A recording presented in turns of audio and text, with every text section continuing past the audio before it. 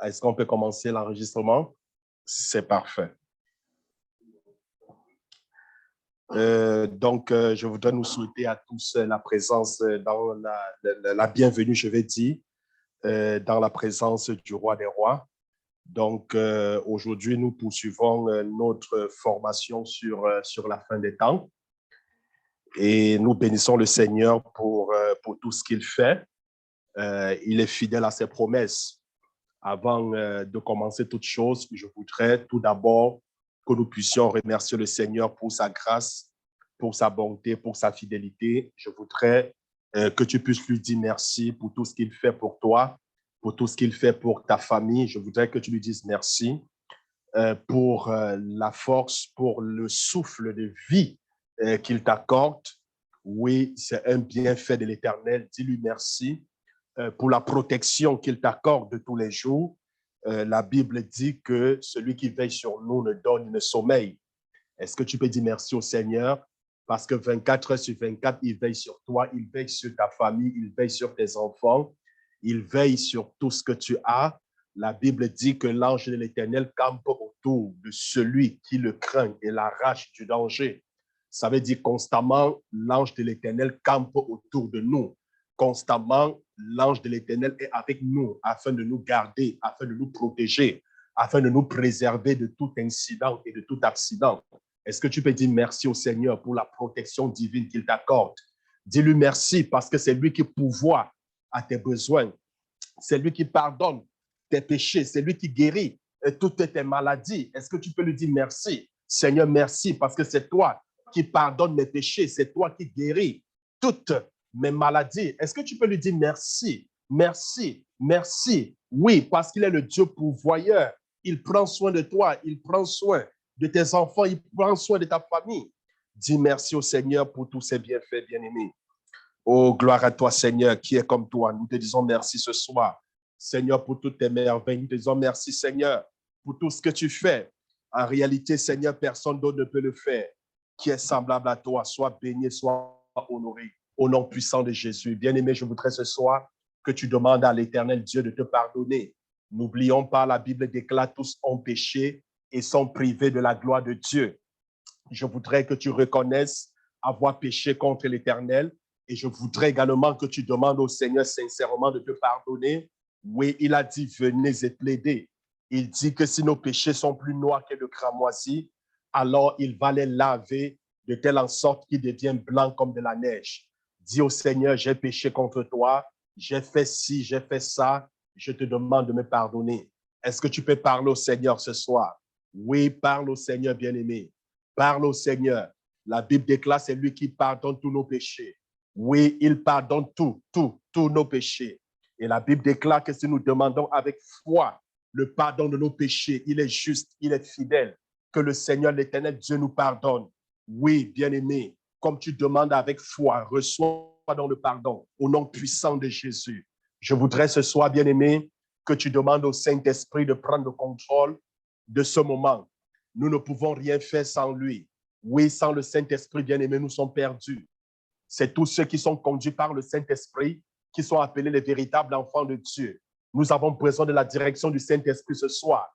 Nous avons besoin d'être instruits, d'être enseignés par le Saint-Esprit ce soir. Et je voudrais à cet effet que tu élèves la voix et que tu implores sa plénitude en ce moment dans ta vie, en ce moment précieux. Est-ce que tu peux parler au Seigneur? Dis-lui, Seigneur, j'ai besoin de ta présence. J'ai besoin de ta présence. Remplis-moi, Seigneur. Remplis-moi, ô Éternel. Remplis-moi, Dieu de gloire. Remplis-moi, Seigneur, de la plénitude de ta présence. Remplis-moi, ô Éternel.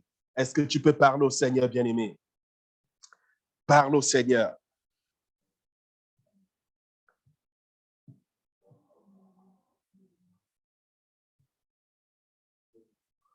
Au nom de Jésus. Au nom de Jésus. Amen. Amen. Amen. Gloire à Dieu. Alors, bien-aimé, aujourd'hui, ça sera probablement l'avant-dernière séance de notre formation portant sur la fin des temps. Donc, pour lundi prochain. Alors, on aura une nouvelle formation sur la louange et l'adoration. Donc, l'annonce sera faite humblement, sera faite au moment opportun, déjà à partir de la semaine prochaine. Alors, avant de commencer, je tiens aussi à annoncer que samedi prochain, c'est-à-dire samedi le 2 juillet, nous avons une prière nationale. Alors, pour ceux qui peuvent être ici, c'est une séance de prière, c'est à jeûne. Donc, pour ceux qui peuvent être là, c'est à partir de 10 heures. 10 heures. Alors, nous sommes tout simplement heureux de prendre part à cette prière nationale dans l'amour de Christ, dans cette prière nationale en collaboration, je vais dire, avec UVVC. Alors, UVVC, je pense, c'est Unis ta voix pour les valeurs chrétiennes. Unis ta voix pour les valeurs chrétiennes.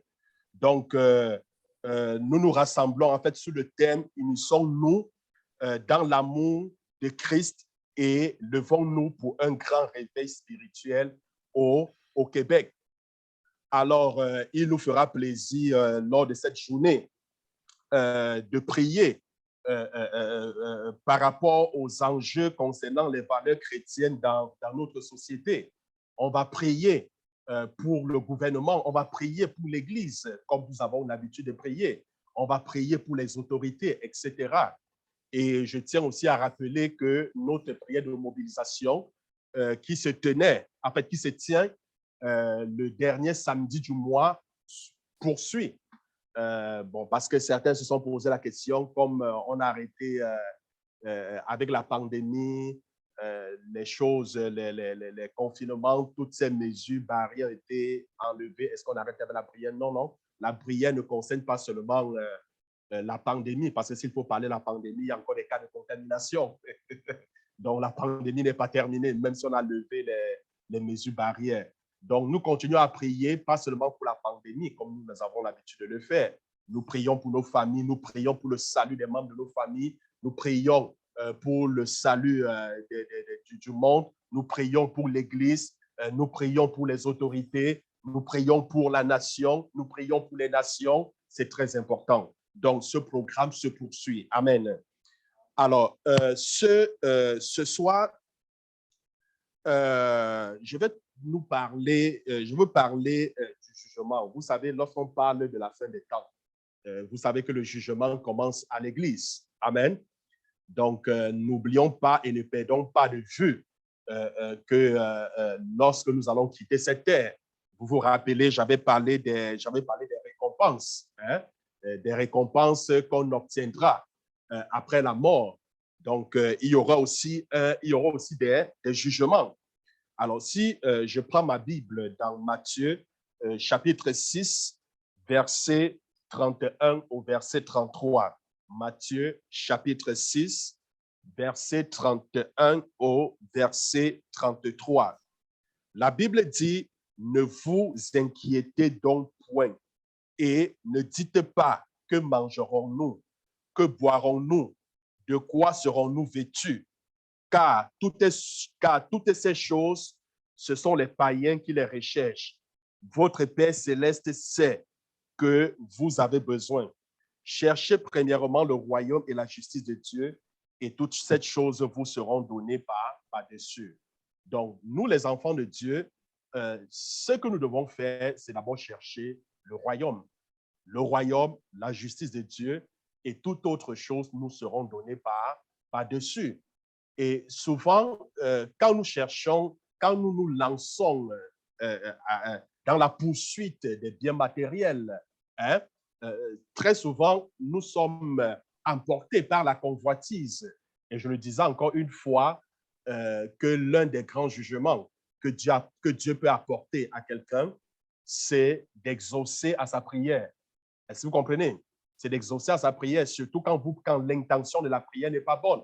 Quand vous priez avec convoitise, hein, de manière égoïste, je vais dire, hein, c'est dangereux. Je prends par exemple le cas des enfants d'Israël dans le désert à cause de la convoitise. Hein, ils ont commencé à demander à Dieu qu'ils voulaient manger de la viande, alors que Dieu leur donnait de la manne, hein, le pain qui venait du ciel.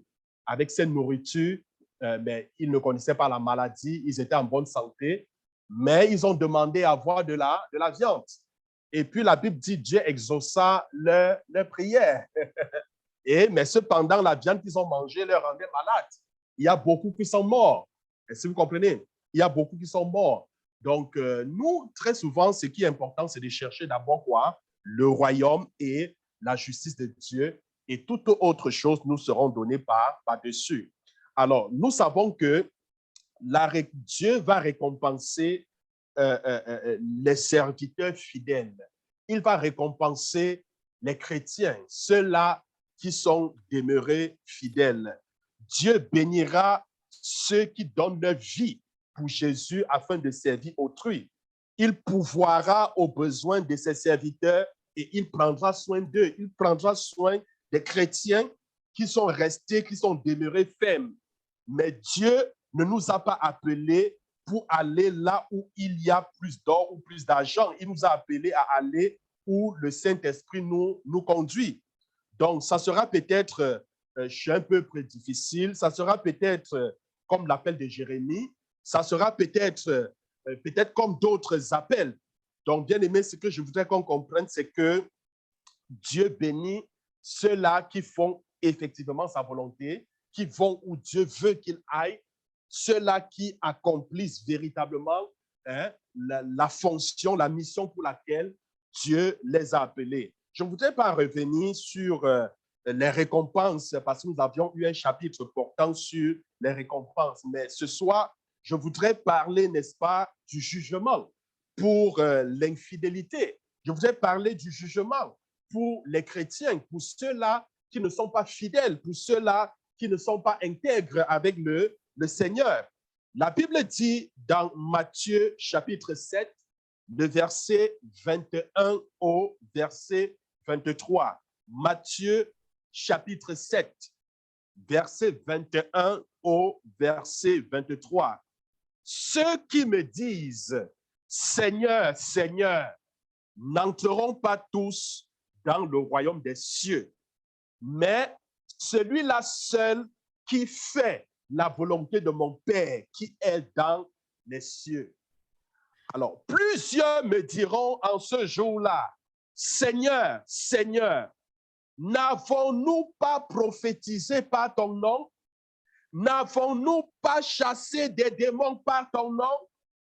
Et n'avons-nous pas fait beaucoup de miracles par ton nom? Alors, je leur dirai ouvertement, je ne vous ai jamais connu.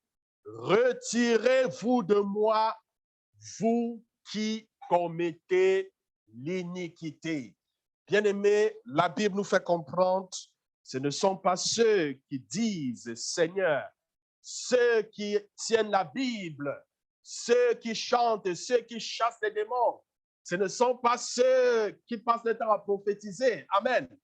Ce ne sont pas ceux-là qui entreront dans le royaume de Dieu, mais c'est ceux-là qui font la volonté de Dieu.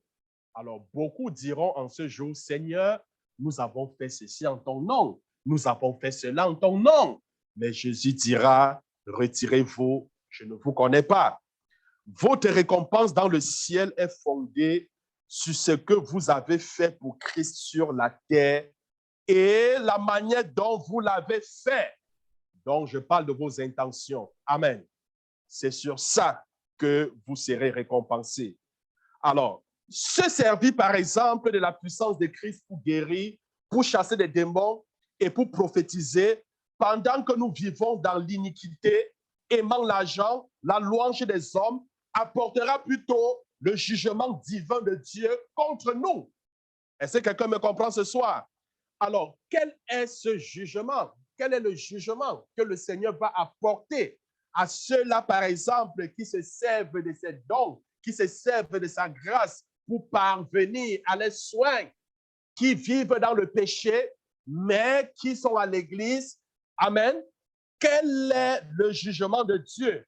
Bien-aimé, le jugement de ce groupe de chrétiens de ce groupe de bergers, de ce groupe d'enfants de Dieu est le suivant: retirez-vous de moi. Voilà donc le jugement qui sera prononcé contre les chrétiens qui sont infidèles. Retirez-vous de moi. Retirez-vous, vous qui vivez dans le péché. Retirez-vous de moi. Alors, bien-aimés, j'ai bel et bien envie de poser cette question. À quelle distance de Jésus serez-vous dans le ciel? À quelle distance seras-tu dans le ciel? Amen. Pose la question à ton frère, à quelle distance seras-tu du Seigneur Jésus au ciel? Je n'ai rien entendu. Ben oui, à quelle distance seras-tu dans le ciel? Bien-aimé, si vous ne demeurez pas près de Jésus, je dis bien ceci, si vous ne demeurez pas près de Jésus pendant votre vie et votre œuvre sur la terre, il ne sera pas près de vous dans le ciel. Amen. Si tu n'es pas près de Jésus pendant que tu es en vie, dans ton œuvre, dans ce que tu fais, ce n'est pas lorsque tu seras au ciel que tu seras près de lui. Amen. Non, détrompez-vous. Il faut commencer à être près de lui, étant ici sur terre. Bien-aimés, retirez-vous de moi. Pendant une saison d'apostasie en Israël, la majorité des prêtres sont devenus idolâtres. C'est une histoire assez pathétique, une histoire assez drôle. Donc, il y a eu un moment d'apostasie. Je vais vous expliquer c'est quoi l'apostasie. Donc, il y a comme un vent de séduction. Il y a beaucoup de gens qui se sont retirés de la foi. Il y a eu même des prêtres, les sacrificateurs. Est-ce que vous comprenez? Ceux-là qui étaient censés montrer le bon exemple, qui se sont retirés. Donc, bien aimés, comme je vous disais, la majorité des prêtres sont devenus idolâtres. Ils offraient des sacrifices aux idoles. Les fils de Sadoc, sont demeurés fidèles à l'Éternel. Ils ne se sont pas corrompus, non. Ils n'ont pas adoré d'autres dieux, ils n'ont pas offert des sacrifices à d'autres dieux, non. Pendant qu'Israël était corrompu, pendant qu'il y avait d'autres prêtres qui étaient corrompus, eux, ils sont restés fidèles à l'Éternel. Et ils sont restés près de Dieu, près de l'Éternel. Ils ne se sont pas éloignés. Alors, quand le moment de la rétribution est arrivé, voici le jugement qui est tombé sur les prêtres rétrogrades. Voici le jugement de Dieu qui est tombé sur ceux-là qui ont rétrogradé, sur ceux-là qui ont offert des sacrifices aux idoles. Lorsque je prends ma Bible dans Ézéchiel, chapitre 44, verset 10 au verset 15. Chapitre 44, verset 10 au verset 15. Alors, écoutez le jugement de Dieu. De plus, les Lévites qui se sont éloignés de moi quand Israël s'égarait et se détournait de moi pour suivre ses idoles, porteront la peine de leur iniquité. Ils ne s'approcheront pas de moi. Voilà le jugement. Il dit pour ces Lévites, pour ces gens, lorsque Israël s'égarait, qui se sont éloignés de moi, quel est le jugement? Ils ne s'approcheront pas de moi. Ceux qui sont demeurés fidèles ont reçu la récompense suivante. Quelle est la récompense qu'ils ont reçue? Je continue la lecture. Mais les sacrificateurs fils de Sadoc qui ont fait le service de mon sanctuaire quand les enfants d'Israël s'égaraient loin de moi, ceux-là s'approcheront de moi. Ceux-là feront comment? Ils s'approcheront de moi pour me servir et se tiendront devant moi, dit le Seigneur l'Éternel. Bien-aimé, le jugement pour la désobéissance et l'échec était tout simplement l'interdiction d'être dans sa présence. Amen. C'était ça la conséquence. C'est un privilège que je ne veux pas perdre. Je ne sais pas ce qu'il en est de toi. Je ne voudrais pas perdre ce privilège. Je voudrais être en en sa présence. Bien-aimés, la récompense pour l'obéissance et la fidélité n'était pas le ciel dans cet exemple. Amen. Est-ce que je me fais comprendre? La récompense pour l'obéissance et la fidélité n'était pas le ciel dans cet exemple. C'était plutôt le privilège de sa présence. Amen. Le privilège de sa présence. La Bible dit, ceux-là s'approcheront de moi, dit le Seigneur. Est-ce que vous comprenez? Ils s'approcheront de moi, dit le Seigneur. C'est ce que nous devons désirer plus que toute autre chose dans cette vie pour l'éternité. Bien-aimé, être près de Jésus, tel devrait être notre désir le plus profond. Tel devrait être notre désir le plus ardent. Alors, à quelle distance de Jésus serez-vous dans le ciel? Je repose la question. Amen. À quelle distance serez-vous? Aussi près que vous l'êtes ici sur la terre? Si vous suivez vos désirs charnels, si vous convoitez l'argent, si vous désirez les louanges des hommes plus que celles de Dieu, Jésus dira, retirez-vous de moi. Amen. Vous perdrez toute récompense et toutes vos œuvres seront brûlées comme par le feu. Est-ce que vous comprenez? Parce que la seule chose qui va nous suivre, c'est quoi? Ce sont nos œuvres. Nous l'avions dit. Dieu va prendre nos œuvres et puis va mettre nos œuvres dans le feu. Et si nos œuvres subsistent au feu, on sera récompensé. Mais si nos œuvres sont consumées, on sera sauvé, mais comme par le feu. Amen. Mais on n'aura aucune récompense. Est-ce que vous comprenez? On ne doit pas bénéficier de ce privilège. Bien-aimé, si vous êtes fidèle à votre appel et à votre ministère, si vous êtes fidèle à ce que Dieu attend de vous, si vous demeurez droit et si vous gardez vos bonnes intentions, je vous récompenserai avec une place près du Seigneur. Le Seigneur va nous récompenser. Le Seigneur va nous préparer une place auprès de lui. C'est très important, bien-aimés. Nous serons, oui, nous nous réjouirons, nous nous réjouisserons dans sa sainte présence pour l'éternité. Alors, bien-aimés, lorsqu'on parle du jugement du croyant, je voudrais qu'on prenne nos Bibles dans Jacques chapitre 3, verset 1. Jacques chapitre 3, verset 1. La Bible dit, mes frères, qu'il n'y ait parmi vous un grand nombre de personnes qui se mettent à enseigner. Car vous savez que nous serons jugés plus sévèrement. Amen. Donc, le jugement du croyant, le croyant sera jugé. Amen. Et c'est même à cet effet, c'est Jacques chapitre 3, le verset 1. Et c'est à cet effet que Jacques dit ceci, il recommande qu'il ne faudrait pas qu'il y ait parmi les frères beaucoup de personnes qui enseignent la parole de Dieu. Parce qu'en réalité, toi qui enseignes, tu seras plus jugé, sévèrement jugé que celui qui n'enseigne pas. Est-ce que vous comprenez? Parce qu'il y a un adage, écoutez, il y a un adage qui dit, quand tu tends le doigt à quelqu'un, attention, hein, fais attention. en réalité, tu tends un doigt vers lui, mais il y a 3 qui reviennent vers toi. Donc, toi, tu vas faire 3 fois plus attention que ceux-là. Est-ce que vous comprenez? Parce que quand tu prêches, quand tu donnes une parole, est-ce que vous comprenez? C'est d'abord à toi. Il faut faire attention. Amen. Tu seras plus jugé sévèrement que celui-là qui ne connaît pas les Saintes Écritures, que celui-là qui est à enseigner, parce que nous serons jugés. C'est ce que la Bible déclare. Bien aimé, dans 2 Corinthiens chapitre 5, le verset 10. 2 Corinthiens chapitre 5, verset 10.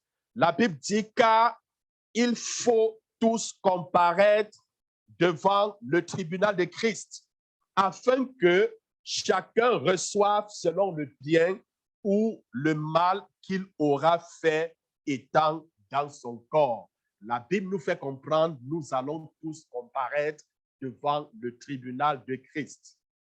et chacun recevra selon le bien ou le mal qu'il aura fait sur terre. La Bible enseigne que les chrétiens, plus les leaders et les croyants, devront un jour rendre compte devant le tribunal de Christ pour toutes les œuvres, bonnes et mauvaises, accomplies par le corps de Christ. Que tu sois pasteur, que tu sois bishop, que tu sois apôtre, que tu sois prophète, que tu sois docteur, tous vont comparaître devant le tribunal de Dieu. Amen. Sans aucune exception. Tous vont comparaître devant ce tribunal. Alors, bien-aimés, voici donc certains faits qui concernent le jugement du croyant qu'il ne faut pas oublier. Alors, je vais vous présenter ces faits, à peu près 8 faits, 8 à 9 faits. Est-ce que vous comprenez? Concernant le jugement du croyant qu'il ne faut pas oublier. Il faut prendre cela en compte. Alors, le premier fait qu'il faut prendre en compte concernant le jugement du croyant, c'est que tous les chrétiens, je dis bien tous les chrétiens seront jugés. Ça, c'est le premier fait. Amen. Tous les chrétiens, que tu sois jeune, que tu sois enfant, que tu sois vieillard, que tu appartiennes au sein d'un ministériel, c'est-à-dire apôtre, prophète, évangéliste, pasteur, enseignant. Est-ce que vous comprenez? Que tu sois diacre, ancien, tous seront jugés. On sera même jugé avant les gens du monde. Amen. Oui, parce que le jugement commence à l'église. Donc, on sera jugé avant les gens du monde. Donc, tous les chrétiens seront jugés et il n'y aura pas d'exception. Aucune exception. Je dis bien aucune. Alors, la deuxième chose, je peux vous donner des versets, vous allez les lire à la maison. On ne doit pas s'attarder. Vous pouvez lire Romains chapitre 14, verset 12. Romains 14, verset 12. Je vous donnerai aussi 1 Corinthiens chapitre 3, le verset 12 au verset 15. Alors, le deuxième fait concernant le jugement qu'il ne faut pas oublier, c'est que le jugement aura lieu au retour de Christ. Ce jugement aura lieu quand Christ revient pour son Église. Il faut que Christ revienne. Dans 1 Thessaloniciens, chapitre 4, à partir du verset 14 au verset 17, la Bible nous décrit les événements du retour du Seigneur Jésus-Christ. Amen. Donc, c'est quand le Seigneur va revenir, amen, que ce jugement aura lieu. Pas avant, amen, mais après qu'il soit revenu. Alors, le troisième fait qu'il faut connaître, c'est que le juge sera lui-même Jésus-Christ. Amen. Le juge sera qui? Jésus. Ça sera Jésus. Le juge sera Jésus. Je vous donne des versets et puis vous allez le lire dans Jean chapitre 5, le verset 22. Jean chapitre 5, le verset 22. Je vous donnerai encore 2 Timothée, pourquoi pas? 2 Timothée chapitre 4, verset 8. Le quatrième fait qu'il ne faut pas oublier, c'est que c'est un jugement solennel et sérieux. C'est un jugement comment? Solennel et sérieux. La Bible décrit le jugement du croyant comme étant une chose solennelle et sérieuse à cause de la possibilité de la perte ou d'être confus et éloigné de lui. Et nous voyons, lorsqu'on parle de ce moment-là, ça veut dire, ça sera un moment solennel, ça veut dire qu'il y aura des gens devant, est-ce que vous comprenez? On ne te prend pas à pas et puis, non. Hein? Ça sera fait de manière solennelle. Hein? Ça sera fait de manière solennelle. Amen. De manière solennelle. où tout sera révélé au grand jour devant tout le monde. On verra le genre de chrétien que tu avais été, le genre de personne que tu avais été. Tout le monde verra. Amen. Alors, le jugement du croyant ne signifie pas que Dieu va le condamner. Est-ce qu'il me fait comprendre? Le jugement du croyant ne signifie pas que Dieu va le condamner. Amen. Toute action, cinquième chose, toute action deviendra publique. Toute action deviendra publique.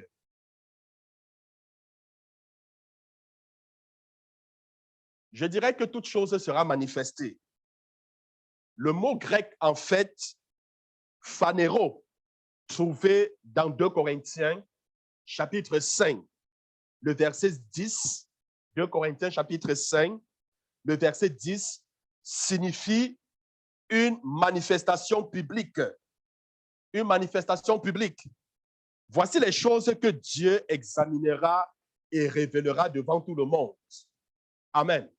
Parce que lorsqu'on parle de cette manifestation, ça sera publiquement. Amen. Et quelles sont donc les choses que Dieu va examiner et révéler devant tout le monde? Qu'est-ce qu'il va examiner? Qu'est-ce qu'il va révéler? Nos œuvres secrètes, ça c'est la première chose. Amen. Nos œuvres comment? Secrètes. Ne l'oubliez pas.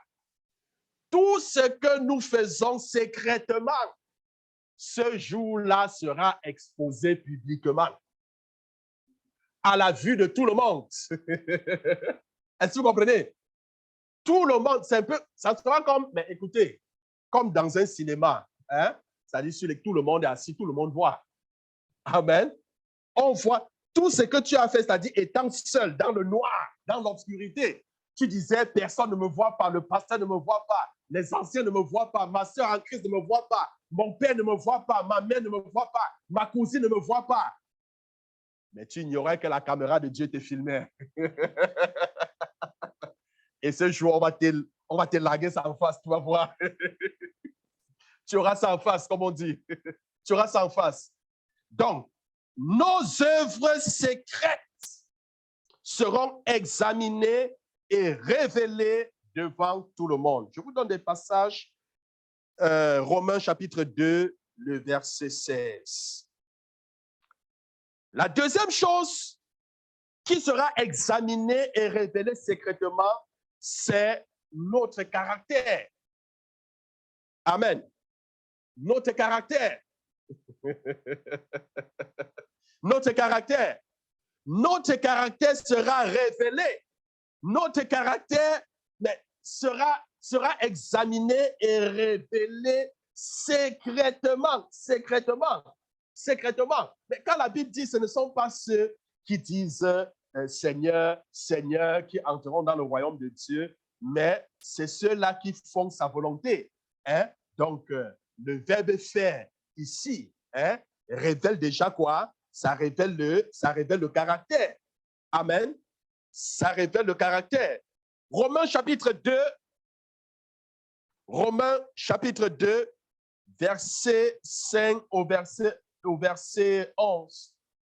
Mais par ton endurcissement et par ton cœur impertinent, tu t'amasses un trésor de colère pour le jour de la colère et de la manifestation du juste jugement de Dieu, qui rendra à chacun selon ses œuvres, réservant la vie éternelle à ceux qui, par la persévérance à bien fait, cherchent l'honneur, la gloire et l'immortalité. Mais l'irritation et la colère à ceux qui, par esprit de dispute, sont rebelles à la vérité et sont obéissants à l'injustice. Tribulation et angoisse sur toute âme d'homme qui fait le mal, sur le juif premièrement, puis sur le grec. Gloire, honneur et paix pour quiconque fait le bien, pour le juif premièrement, puis pour le grec. Je vous laisse lire ça à la maison. Amen. Mais sachant que notre caractère sera examiné et révélé. La troisième chose, bien aimé, nos paroles. Nos paroles. nos paroles seront révélées et nos paroles seront examinées. Elles seront examinées et révélées publiquement. Alors, c'est pour cela que tu dois faire attention à la parole qui sort de ta bouche. Amen. La Bible dit que la vie et la mort sont au pouvoir de la langue. Hein? Alors, je prends ma Bible dans Matthieu chapitre 5. Matthieu d'autant pour moi, Matthieu chapitre 12. Matthieu chapitre 12.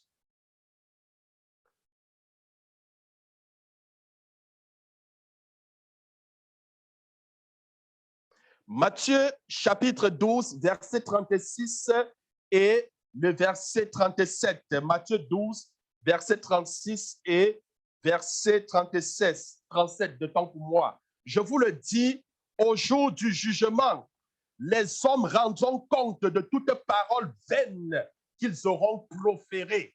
Amen. Ils rendront compte de toute parole vaine qu'ils auront proférée. Car par tes paroles, tu seras justifié et par tes paroles, tu seras condamné. La Bible dit, lors, le jour du jugement, les hommes vont rendre compte. Ils vont rendre compte des paroles qui sont sorties de leur bouche. Des paroles vaines, des paroles vaines, des paroles vaines qui sont sorties de leur bouche. Bien-aimé, quelles sont les paroles qui sortent de ta bouche? Quelles sont les paroles? Et souvent même, quand j'entends souvent certains enfants de Dieu, souvent certaines paroles qui sortent de la bouche de certains enfants de Dieu pendant des moments difficiles, je dis, oh Seigneur, des paroles blasphématoires, des paroles vaines. Hein? Mais ces paroles-là, Dieu va te mettre ça en face le jour du jugement. Amen. Oui, Dieu va te mettre ça en face. Donc, bien-aimés, nous devons faire attention aux paroles qui sortent de nos bouches. Alors, la troisième chose qui sera examinée et qui sera qui sera examinée et révélée publiquement, ce sont nos bonnes œuvres. Amen. Ce sont nos bonnes œuvres. Éphésiens chapitre 6, le verset 8. Éphésiens 6, verset 8.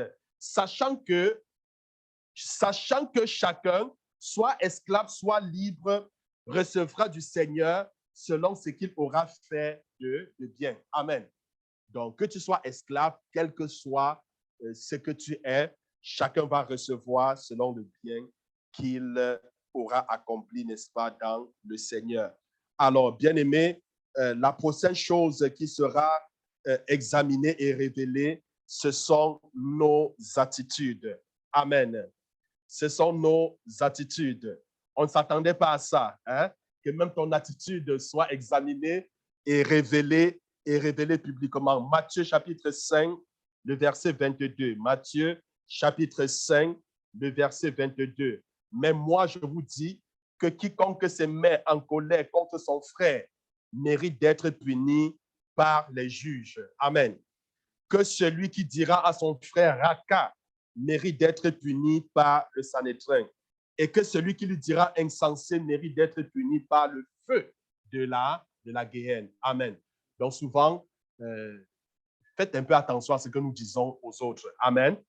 Oui, nous devons faire très attention parce que nos attitudes seront examinées, nos attitudes seront révélées publiquement. Bien aimé, nos intentions, même nos intentions seront révélées, seront examinées. Elles seront révélées publiquement. Alors, je voudrais que tu prennes ta Bible dans 1 Corinthiens, chapitre 4, le verset 5. 1 Corinthiens, chapitre 4, verset 5. C'est pourquoi ne jugez de rien avant le temps jusqu'à ce que vienne le Seigneur, qui mettra en lumière ce qui est caché dans les ténèbres et qui manifestera les desseins des cœurs. Alors chacun recevra de Dieu la louange qui lui est due. Donc, bien-aimé, la prochaine chose, c'est notre manque d'amour. Amen. Notre manque d'amour. Je pourrais vous donner comme ça plusieurs versets, mais je vous donne Colossiens, chapitre 3, verset 18. Colossiens chapitre 3, le verset 18. Et la prochaine chose qui sera jugée, qui sera examinée et révélée, c'est nos œuvres et notre ministère, ce que nous faisons pour le Seigneur. Amen. Ce que nous accomplissions pour le Seigneur. 1 Corinthiens chapitre 3, verset 13. 1 Corinthiens 3, verset 13. Alors, voilà donc les choses bien-aimées qui seront examinées et révélées devant tout le monde. Il s'agit de quoi? Il s'agit de nos œuvres secrètes, il s'agit de notre caractère, il s'agit de nos paroles, il s'agit de nos bonnes œuvres, il s'agit de nos attitudes, de nos intentions, du manque d'amour, de nos œuvres et notre ministère, ce que nous faisons pour le Seigneur. Et maintenant, la sixième chose qu'il ne faut pas oublier lorsqu'on parle du jugement du croyant, c'est que nous devons rendre compte. Amen. Nous sommes appelés à rendre compte. Nous sommes appelés à rendre compte. Ne l'oubliez jamais. Nous allons rendre compte de tout ce que nous avons fait pour le Seigneur. Nous sommes, je l'ai dit ici lors d'un enseignement portant sur l'intendance chrétienne. Donc, je vous disais carrément, un intendant, en fait, c'est celui qui gère les biens d'autrui et rend compte de la gérance. Donc, nous sommes les intendants de Dieu. Nous gérons les biens de Dieu. Donc, tout ce que nous avons ne nous appartient pas, mais ce que nous avons appartient à Dieu. Le corps que nous avons ne nous appartient pas. Ce corps appartient à Dieu. La preuve en est dans 1 Corinthiens 6, verset 19. La Bible dit, ne savez-vous pas que vous ne vous appartenez pas, que votre corps est le temple du Saint-Esprit? Le temps que nous avons ne nous appartient pas. Tout ce que nous avons ne nous appartient pas. L'argent que nous avons ne nous appartient pas. L'or et l'argent appartiennent à l'Éternel. Tout ce qui existe appartient à l'Éternel. Nous ne sommes que des locataires. Dieu seul est le propriétaire. Alors, en tant que donc des intendants gérant la propriété de Dieu, nous sommes donc appelés à rendre compte au Seigneur de tout ce que nous avons fait. De tout ce que nous avons fait. Alors, bien-aimés, je voudrais donc m'arrêter ici ce soir. Nous allons poursuivre lundi prochain. Alors, je voudrais qu'on élève 2 ou 3 sujets de prière. Je voudrais, bien-aimés, en cette période, vous voyez, nous vivons les temps difficiles. Et puis, Jésus l'a si bien annoncé. Jésus l'a dit qu'il y aura des temps difficiles. Et à l'allure où nous voyons les choses, nous avons besoin plus que jamais de tenir ferme. Nous avons besoin plus que jamais de ne pas abandonner le Seigneur. Nous avons besoin d'être renouvelés parce qu'au vu de tout ce qui se passe, nous comprenons que la fin est proche, la fin est imminente. Je voudrais que tu puisses demander au Seigneur de te donner la grâce de tenir ferme, qu'il t'accorde la grâce de ne pas abandonner la foi. Que rien ne te sépare de l'amour de Dieu. Que quelles que soient les épreuves, quelles que soient les difficultés, que l'Éternel Dieu te donne la grâce de tenir ferme. Est-ce que tu peux parler au Seigneur ce soir? Parle au Seigneur.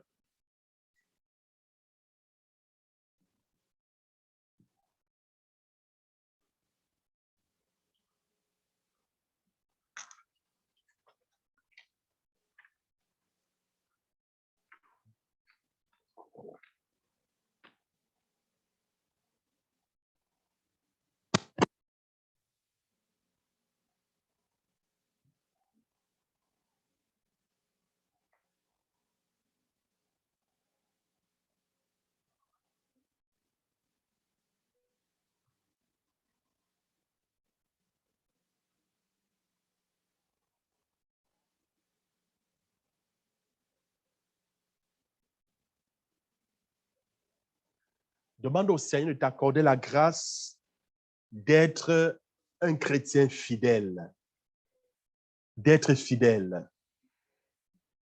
afin d'être en sa présence, afin d'être proche de lui pour l'éternité. Dis à Dieu qu'il te donne la grâce de garder sa parole et de la mettre en pratique. Qu'il t'accorde la grâce de ne point s'éloigner de ses préceptes. David a dit, Seigneur, je sais ta parole dans mon cœur de peur de pécher contre toi. De peur de pécher contre toi. Demande au Seigneur ce soir qu'il te donne la grâce d'obéir en sa parole. Et que tu trouves la joie dans l'obéissance en sa parole. Que tu trouves la joie dans l'obéissance en sa parole. Est-ce que tu peux parler au Seigneur? Parle au Seigneur.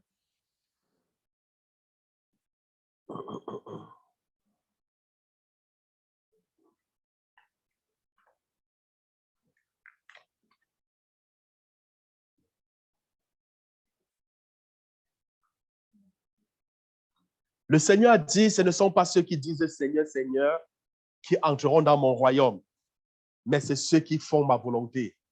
Dis à Dieu, Seigneur, je vais faire ta volonté. Accorde-moi la grâce de faire ta volonté. Je vais accomplir ta volonté, Seigneur. Je veux te plaire. Je vis pour te plaire, Seigneur. Parle au Seigneur ce soir.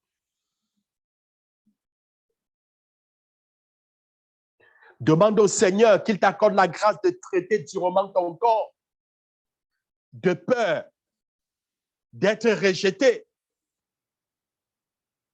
Qu'il t'accorde la grâce de traiter durement ton corps. Qu'il te donne la grâce de maîtriser, de veiller sur tes paroles. Qu'il façonne ton caractère, ton attitude. Qu'il te donne d'avoir des bonnes intentions. Est-ce que tu peux parler à Dieu? Que sa crainte s'empare de toi. Parce que celui qui a la crainte de Dieu, lorsqu'il n'y a personne, il ne pêche pas parce qu'il n'y a personne, parce qu'il sait que Dieu est là, Dieu le voit. Mais celui qui n'a pas la crainte de Dieu, lorsqu'il n'y a personne qui l'aperçoit, il fait des choses qui ne glorifient pas le Seigneur. Il pêche parce qu'il prétend que personne ne le voit.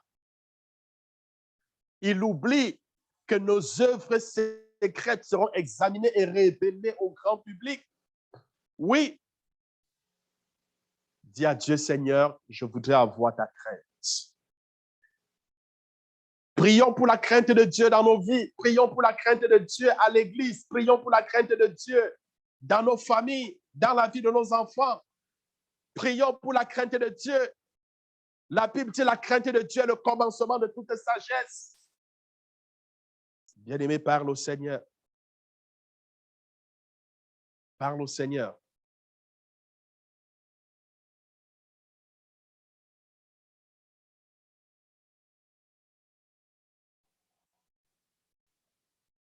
Au nom de Jésus.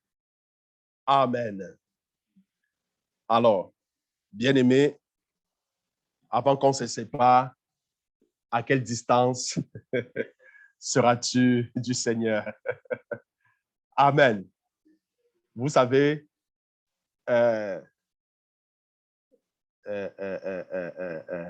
Justin Trudeau, il est où? Il est à Ottawa, c'est ça? Hein? Ottawa, c'est la capitale, n'est-ce pas? Hein? C'est un peu comme le ciel.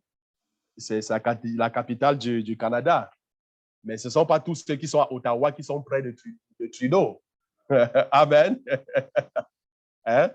Pour vous donner un peu une idée. Donc, comme quoi au ciel, il y aura qui seront plus près de Jésus que les autres. Amen. Ben oui. À quelle distance seras-tu? Hein? Il y a des gens qui seront sauvés comme par le feu. Amen. Ils seront pas aussi près de Jésus que ceux-là qui sont restés fidèles. Amen. Oui. Alors, bien-aimés, que le Seigneur vous bénisse. On se donne rendez-vous dimanche à 9h30 ici à Montmagny et à 10h30 au niveau de Saint-Malachie. Ah, déjà samedi, merci. Et samedi pour la prière. Donc, n'oublions pas, la prière de mobilisation, c'est à jeûne. Amen. Donc, à partir de 10h à jeûne, ici, de 10h à 11h10. Amen. Que le Seigneur vous bénisse.